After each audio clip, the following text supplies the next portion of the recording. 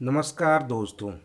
पिछले भाग में हमने व्यधिकरण तत्पुरुष के बारे में जाना, जिसका अर्थ भिन्न आधार वाला या भिन्न कारक विभक्ति युक्त समास होता है। अर्थात इस समास के दोनों पद अलग अलग विभक्ति चिन्हों से युक्त रहते हैं। आज हम समानाधिकरण तत्पुरुष के बारे में चर्चा करेंगे।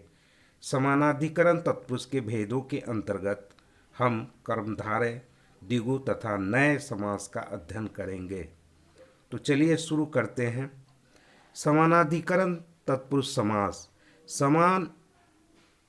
समानाधिकरण अर्थात समान अधिकरण।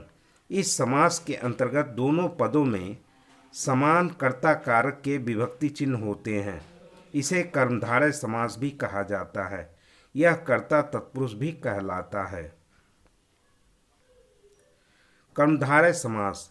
जिस तत्पुरुष समास में विशेषण तथा विशेष अथवा उपमान तथा उपमेय का मेल हो और उसे विग्रह करने पर दोनों पदों में समान लिंग वचन के साथ एक ही कर्ता कारक की विभक्ति चिन्ह हो, कर्मधारय समास कहलाता है।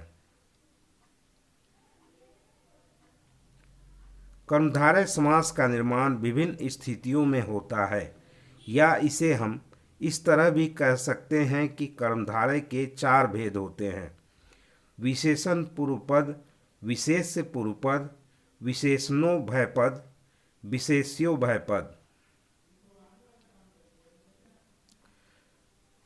विशेषण पूर्व पद।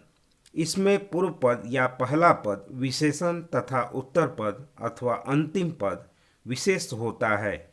जैसे नव योग युवक, इसका समस्त पद नवयुवक होता है तथा इसका समास विग्रह नव है जो युवक होता है।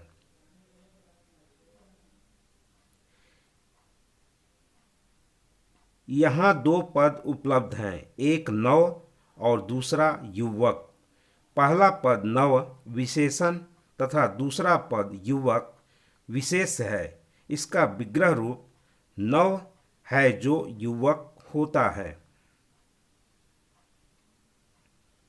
अब हम विशेषण और विशेष के बारे में भी जान लेते हैं। विशेषण संज्ञा या सर्वनाम की विशेषता बताने वाले शब्द विशेषण कहलाते हैं।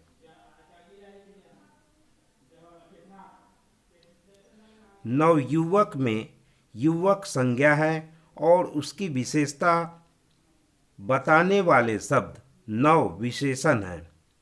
विशेष जिस शब्द की विशेषता बताई जाती है वह विशेष कहलाता है।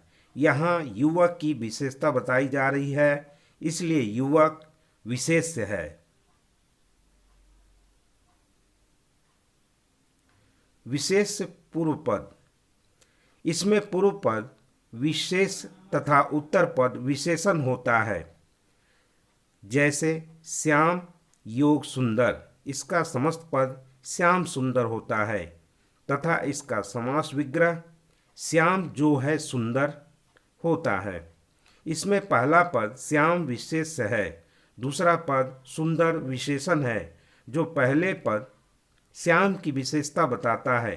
इस तरह इस सामासिक पद श्याम सुंदर में पूर्व पद विशेष तथा उत्तर पद विशेषण है। विशेषणोभय पद। इसमें पूर्व और उत्तर दोनों पदों में विशेषण ही होते हैं। जैसे नील योग पीत, इसका समस्त पद नील पीत होता है और इसका समास विग्रह नीला और पीला। ये दोनों पद नील और पीत विशेषण है। नील का अर्थ नीला तथा पीत का अर्थ पीला होता है। विशेष्योभय पद। इसमें पहला और दूसरा दोनों पदों में विशेष होते हैं। आम्र योग वृक्ष, इसका समस्त पद आम्र वृक्ष है तथा इसका समास विग्रह आम है जो वृक्ष। आम और वृक्ष दोनों पद मिलकर कर्मधारय समास का निर्माण करते हैं। इसमें विशेषण उपलब्ध नहीं होता है। इसमें दोनों पद कर्ता कारक के होते हैं तथा दोनों के विभक्ति चिन्ह भी समान होते हैं। नीचे कुछ उदाहरण दिए गए हैं, इन्हें ध्यानपूर्वक देख लें।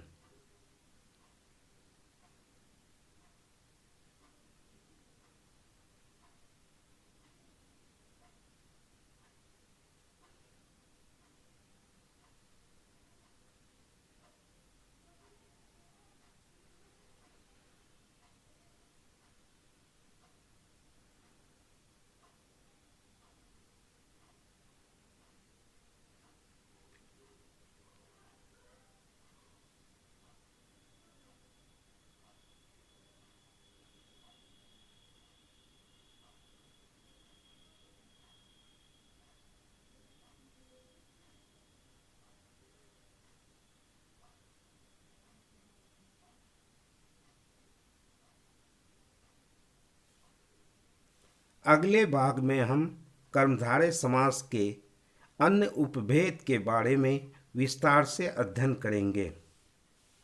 उम्मीद है इस वीडियो से आपको बहुत अधिक लाभ प्राप्त हुआ होगा, तो कृपया मुझे प्रोत्साहित करने के लिए सब्सक्राइब, लाइक करें, साथ ही अपने दोस्तों को शेयर कर कमेंट भी अवश्य करें।